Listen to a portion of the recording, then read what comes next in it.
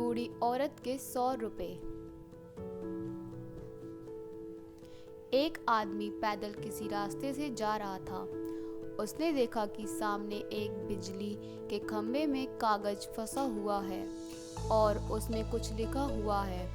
उसमें लिखा था कि कल इस रास्ते से गुजरते वक्त मेरे 100 रुपए कहीं गिर गए हैं। मैं बहुत बूढ़ी हो चुकी हूँ और मुझे आंखों से साफ नहीं दिखाई देता है। कृपया इस रास्ते पर कहीं भी अगर किसी को भी मेरे गिरे हुए 100 रुपए मिले तो कृपया करके उन्हें इस पते तक पहुंचा दें। पते को पढ़ने के बाद उस व्यक्ति का मन वहां जाने को करने लगा। उस व्यक्ति ने पते को याद किया और वहां की तरफ को निकल पड़ा। वहां जाने के बाद जब उसने आवाज़ लगाई तो उसने देखा कि गली के आखिरी हिस्से में एक झोंपड़ी है और वहां से एक बूढ़ी औरत लाठी के सहारे बाहर निकल रही है। वह समझ गया कि बूढ़ी औरत वहां अकेली रहती है। बूढ़ी औरत के आने पर आदमी ने उसे बताया कि माँ जी, मुझे आपके गिरे हुए 100 रुपए का नोट मिला था। मैं इनको आपको देने आया हूँ। यह रहे आपके 100 रुपए।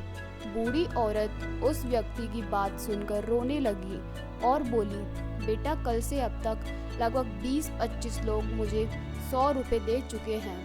बेटा, मुझे ठीक से दिखाई नहीं देता, मुझे पढ़ना लिखना भी नहीं आता। पता नहीं किसने मेरी हालत देखकर मेरी मदद करने के लिए ऐसा किया है। उस व्यक्ति के बहुत कहने पर उस बूढ़ी औरत ने उससे 100 रुपए लिए, लेकिन बूढ़ी औरत उस व्यक्ति से विनती करते हुए कहा, बेटे, जाते समय यह संदेश फाड़कर फेंक देना। ना जाने किसने मुझ पर दया करके ऐसा किया है। उस आदमी ने अपना सिर हिलाया और चला गया।